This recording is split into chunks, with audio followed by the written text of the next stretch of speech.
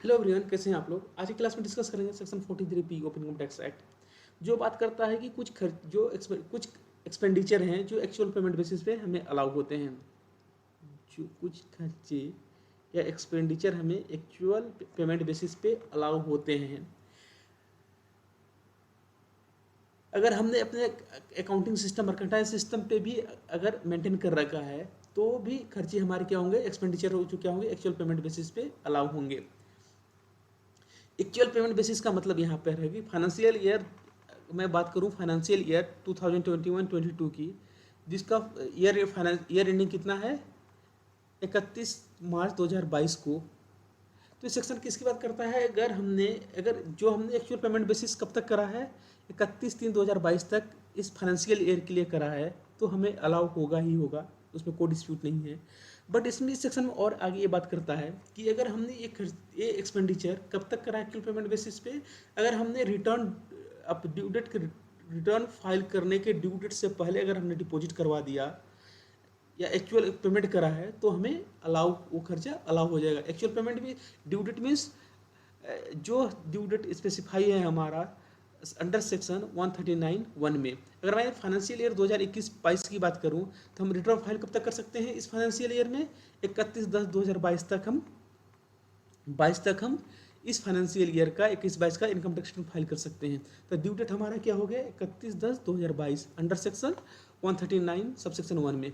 अगर हमने कोई खर्चे एक्चुअल पेमेंट कब तक नहीं करा है 31/3/2022 तक हमने खर्चे का एक्चुअल पेमेंट नहीं करा, वो हम कब कर रहे हैं, वो एक्चुअल एक्सपेंडिचर हम कब कर रहे हैं, पेमेंट कब कर रहे हैं 31 ड्यू डेट मतलब इनकम टैक्स रिटर्न फाइल करने के पहले पहले तक हमने अगर डिपॉजिट करवा दिया या पेमेंट कर दी तो हमें अलाउ हो जाएगा। इनकम टैक्स रिटर्न फाइल करने का ड्यू डेट का क्या है हमारे केस में 31/10/2022, मतलब हम अपने फाइनेंशियल ईयर अगर पेमेंट हमारा अब किस फाइनेंशियल में फॉल कर रहा है, ये फाइनेंशियल 22-23 में फॉल कर रहा है ये। तो हमने क्या करा कि अगर ड्यू डेट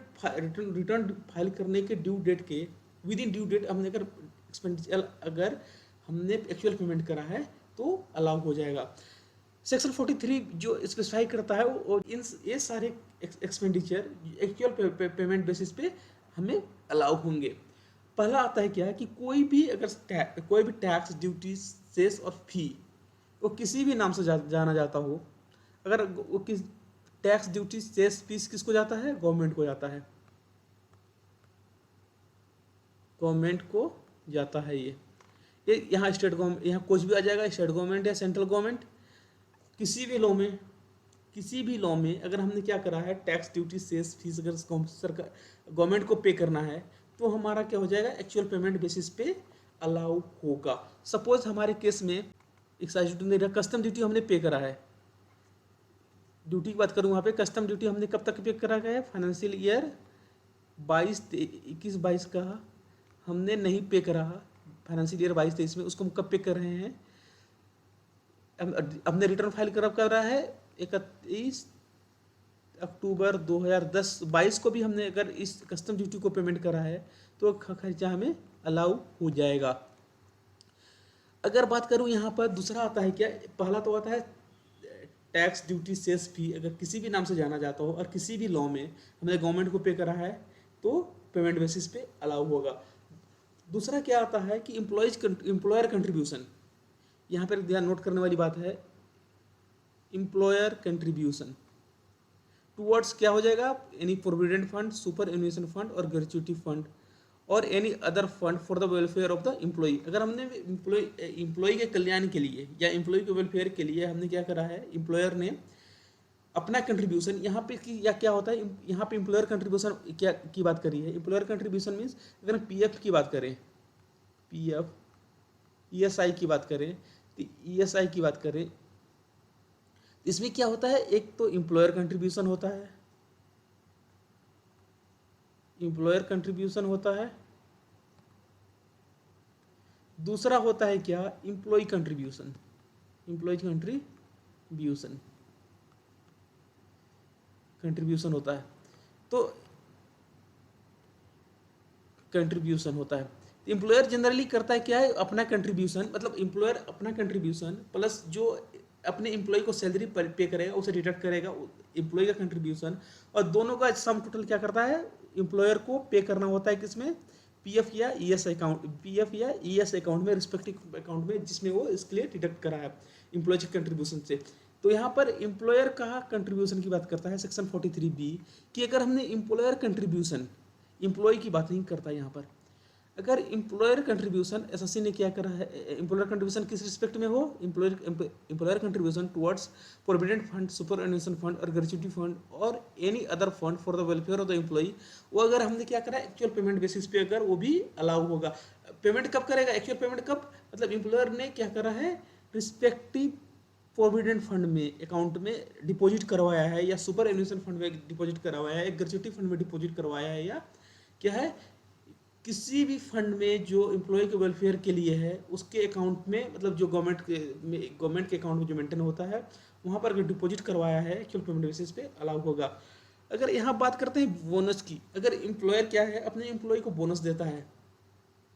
या कमीशन देता है, जिसके लिए एम्प्लॉय ने क्या करा, जो सर्विस दी है अपने एम्प्लॉयर को, उसके लिए क्या करता है एम्प्लॉयर, क्या करेगा, उसको बोनस देगा या कमीशन देगा।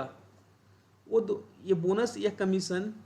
किसको दिया है, पेमेंट करा है एम्प्लॉयर ने अपने एम्प्लॉय को, तो ये क्या होगा, ये भी एक्चुअल पेमेंट बेसिस पे अलाउ होगा। अब बात करें यहाँ पर कोई दूसरा सम कि अगर हमने इंटरेस्ट की बात करते हैं कि any sum payable by the SSC as an interest on any loan or borrowing from public financial institution or a state financial corporation or state industrial investment corporation, अगर हमने इनसे लोन दे रखा है, किससे, कि पब्लिक फाइनेंशियल इंस्टीट्यूशन से हमने loan दे रखा है, या स्टेट फाइनेंशियल कॉरपोरेशन से हमने लोन ले रखा है, या स्टेट इंडस्ट्रियल इन्वेस्टमेंट कॉरपोरेशन से हमने लोन ले रखा है, तो किसने लोन ले रखा है, एसएससी ने। तो जो लोन पे, जो जिस बोरोइंग पे इंटरेस्ट अगर पेमेंट करना है, एक्रू हुआ है, तो इस लोन बोरोइंग पे इंटरेस्ट हमें कब अलाउ होगा, एक्चुअल पेमेंट बेसिस पे अलाउ होगा, एक्चुअल पेमेंट बेसिस पे अलाउ होगा। अगर यहाँ पर क्या बात करें, इस टाइप के जो हैं यहाँ पर एग्जाम पब्लिक फाइनेंशियल इंस्टीट्यूशन या स्टेट फाइनेंशियल कॉरपोरेशन या स्टेट इंडस्ट्रियल इन्वेस्टमेंट कॉरपोरेशन, इसमें क्या जाएगा, IDBI bank, IFCI, UPS, IDC, Delhi investment corporation, ये इसके एग्जाम्पल हैं। अगर हमने इनसे भी अगर लोन ले रखा है, अगर इनका अगर इस पे अगर इंटरेस्ट हमें पे करना है, तो पेमेंट हमें इंटरेस्ट का अलाउ कब होगा, इंटरेस्ट अलाउ कब होगा हमें, जो हमने एक्चुअल पेमेंट करा है, एक्चुअल पेमेंट बेसिस पे। दूसरी बात आती है कि एसएससी ने किससे लोन ले रखा है, एसएससी ने नॉन बैंकिंग फाइनेंशियल कंपनी से लोन ले रखा है, किससे, जो deposit taking non financial banking company और systematically reported non deposit taking financial company. अगर हमने नॉन बैंकिंग फाइनेंशियल कंपनी से भी लोन ले रखा है, डिपॉजिट टेकिंग या नॉन डिपॉजिट टेकिंग एनबीएफसी से, तो उस पर भी हमें इंटरेस्ट का किस बेसिस पे अलाउ होगा, इंटरेस्ट हमें अलाउ होगा पेमेंट बेसिस पे, एक्चुअल पेमेंट बेसिस पे अलाउ होगा, क्या, इंटरेस्ट। अगर एसएससी ने क्या करा है, लोन बिजनेस पर्पज से किससे ले रखा है, शेड्यूल बैंक या कोऑपरेटिव बैंक से। अगर एसएससी ने अपने बिजनेस पर्पज के लिए लोन कहाँ से ले रखा है, शेड्यूल बैंक या कोऑपरेटिव बैंक से। कोऑपरेटिव बैंक में हम किसको एक्सक्लूड करेंगे, यहाँ पे कोऑपरेटिव बैंक में किसको एक्सक्लूड करेंगे हम लोग, प्राइमरी एग्रीकल्चर क्रेडिट सोसाइटी और प्राइमरी कोऑपरेटिव एग्रीकल्चर या रूरल डेवलपमेंट बैंक को हम यहाँ पे एक्सक्लूड करेंगे, ये इंक्लूड नहीं है इसमें। इसमें क्या है कि अगर हमने इंटरेस्ट किस पे ले रखा है, इंटरेस्ट हमने लोन कहाँ से ले रखा है, शेड्यूल बैंक से या कोऑपरेटिव बैंक से, तो भी हमें अलाउ कहाँ से होगा, हमें इंटरेस्ट का कैसे कब मिलेगा, एक्चुअल पेमेंट बेसिस पे हमें इंटरेस्ट अलाउ होगा, जब हमने एक्चुअल इंटरेस्ट पेमेंट करा है। अब कितनी बार होते हैं, कितने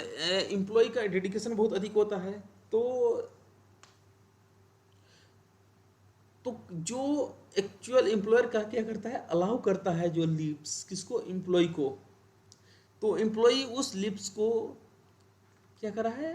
क्लेम ना करके उसी दिन छुट्टी वाले दिन या उस पीरियड में क्या करा है, उसने वर्क करा है। तो उसमें क्या करा है कि एम्प्लॉयर ने अगर लीव, उसके इसके लिए क्या बोलते हैं, एम्प्लॉयर क्या पे करेगा, लीव इनकेसमेंट पे करेगा, किसको, अपने एम्प्लॉय को। तो उसमें क्या होता है कि ये भी हमें कब अलाउ होगा, एक्चुअल पेमेंट बेसिस पे अलाउ होगा। यहाँ बात करता है any sum paid by SSC as an employer in leave of earn leave encashment of his employee. तो लिव इनकेसमेंट का भी हमें ध्यान रखना है कि हमें कब अलाउ होता है, एक्चुअल पेमेंट बेसिस पे अलाउ होता है। अब बात करें क्या कि अससिन ने इंडियन रेलवे को पे करा है। इंडियन रेलवे को पे किस लिए करा है, उसके अगर इंडियन रेलवे का एसेट यूज करा है, उसके लिए इंडियन रेलवे को अगर पेमेंट हुआ है तो वो भी क्या होगा, एक्चुअल बेसिस पे हमें अलाउ होगा। Any sum payable by the SSC to Indian railway for use railway assets. Railway assets means अगर हमने क्या करा है, गुड्स ट्रेन को यूज करा,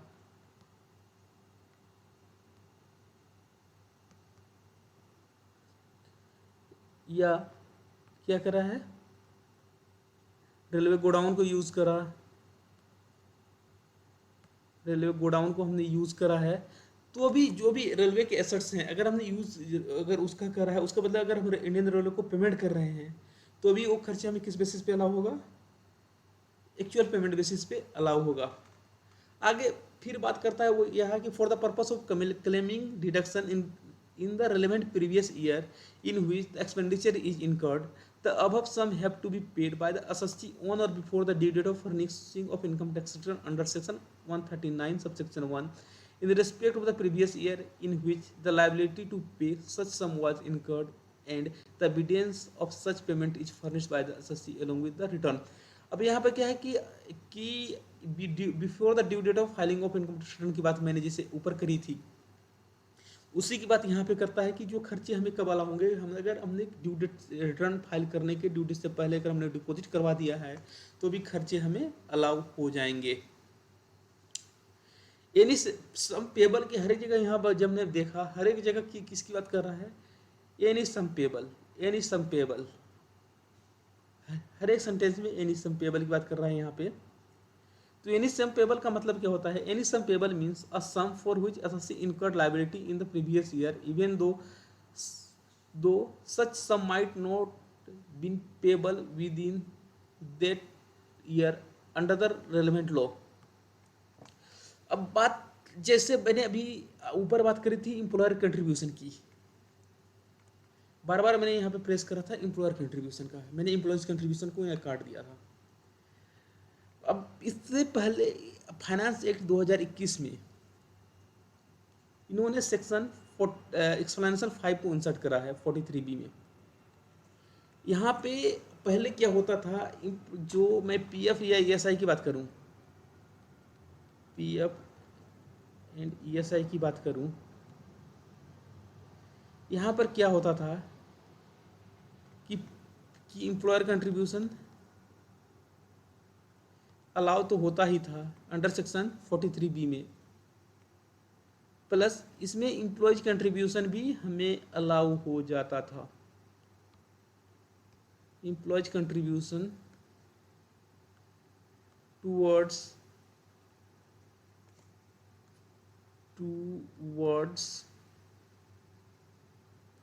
पीएफ और ईएसआई, पीएफ और ईएसआई, ये एम्प्लॉयज कंट्रीब्यूशन भी अलाउ हो जाता था। किस कारण यहाँ पर एम्प्लॉयर कंट्रीब्यूशन की बात कर रहा है, बट जो कुछ केस लॉज हैं जैसे एमिल इंडिया हो गया, दिल्ली हाई कोर्ट का जजमेंट है, बहुत सारे जजमेंट हैं इसमें क्या बोलता है कि ये खर्चे हमें किस बेसिस पे अलाउ होता है, एम्प्लॉयज कंट्रीब्यूशन भी हमें अंडर सेक्शन 43B में अलाउ हो जाता है, अंडर सेक्शन 43B में अलाउ हो जाता था। बट इन्होंने फाइनेंस फाइनेंस मिनिस्ट्री ने क्या करा, एक एक्सप्लेनेशन इंसर्ट कर दी, एक्सप्लेनेशन 5, जो बात करता है कि ये क्या करेगा, ओनली मतलब ये हमें डिडक्शन किस बेसिस से मिलता था, कुछ ये सुप्रीम कोर्ट का जजमेंट है, नाम ही भूल रहा हूँ अभी, और एक पहला जजमेंट था एमिल इंडिया जो दिल्ली हाई कोर्ट का जजमेंट था, वहाँ पर बोलता था employees contribution towards PF and ESI deposited on or before the due date of filing of return shall be allowed as deduction in the previous year। ठीक है ना। तो एमिल इंडिया के केस में जो पहला जजमेंट था दिल्ली हाई कोर्ट का, उसमें ये फेमस केस लॉज है एमिल इंडिया का। उसके बाद बहुत सारे जजमेंट आए, दिल्ली हाई कोर्ट का भी जजमेंट, सुप्रीम कोर्ट का भी जजमेंट आया। तो उसमें यही बोला गया है कि 43B हमें कब मिलेगा, एम्प्लॉयज कंट्रीब्यूशन के केस में, PF केस में, जब हमने इसका पेमेंट कब करा है, ड्यू डेट्स के हमने रिटर्न फाइल करने के ड्यू डेट के पहले अगर डिपॉजिट करवा दिया तो भी हमें अलाउ हो जाएगा। इस जजमेंट के इफेक्ट को हटाने के लिए इन्होंने क्या करा, इस सेक्शन को ही अमेंड कर दिया और एक्सप्लेनेशन 5 इंसर्ट कर दिया। जो बियर एक्ट का लैंग्वेज है, मैं उसको पढ़ता हूँ एक बार, समझते हैं इसको एक बार। Explanation 5 clarify that the provision of Section 43B regarding allowability of certain expenditure in a previous year only on actual payment basis, that is within bracket payment on or before the due date of filing of return of income for the relevant assessment year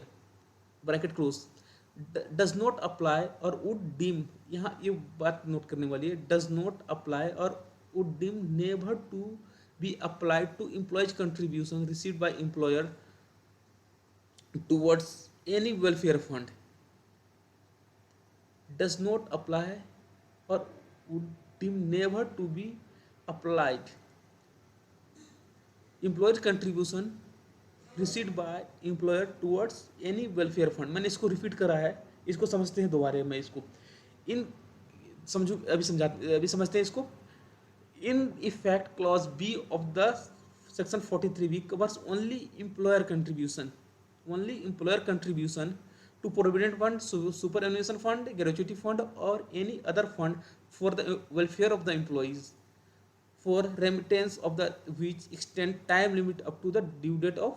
filing of return is 139 subsection 1 is available. However, it does not include within in scope of employees' contribution to such funds received by the employers, which has credited to the employee's account in the relevant fund on or before the due date specified under the relevant act, rules, etc. Amount credited after the said due date but on before the due date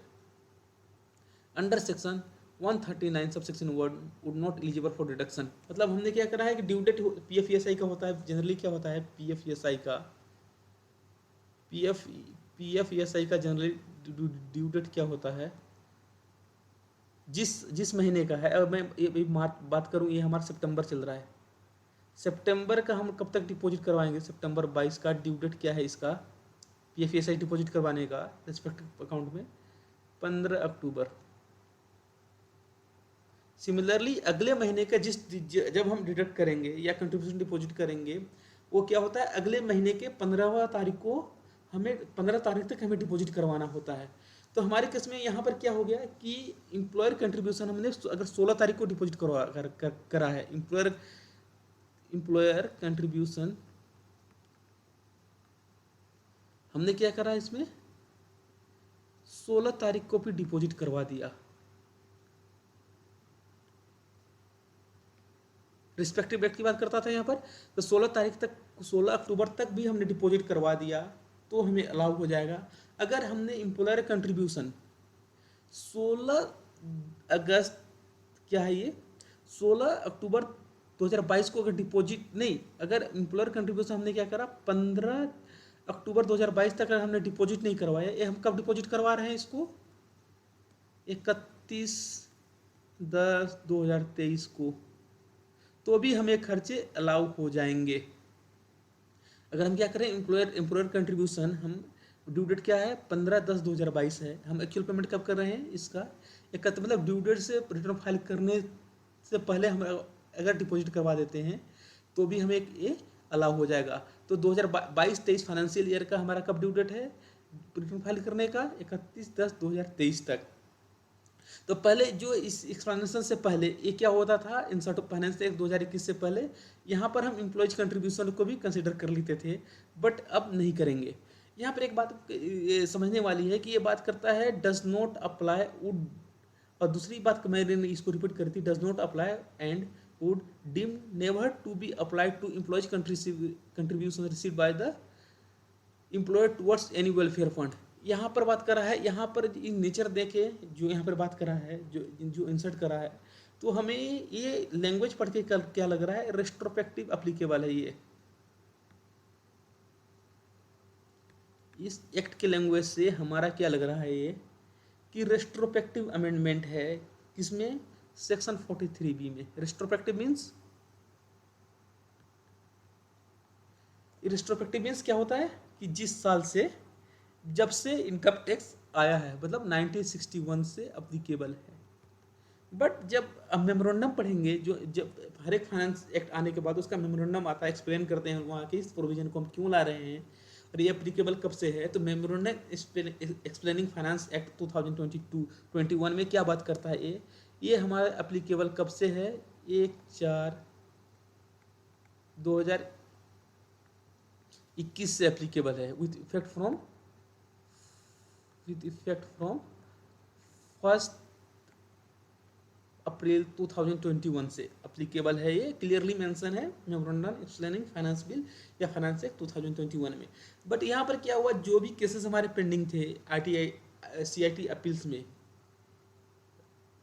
या ITAT में, अभी ITAT तक की बात करूँगा मैं, तो वहाँ पर क्या था कि इस मतलब कुछ जजमेंट आए कि यहाँ बोला जो कि एक कंट्रीब्यूशन जो है, ये एक्ट के लैंग्वेज से लग रहा है कि रेस्ट्रोस्पेक्टिव अमेंडमेंट है, और जो पिछले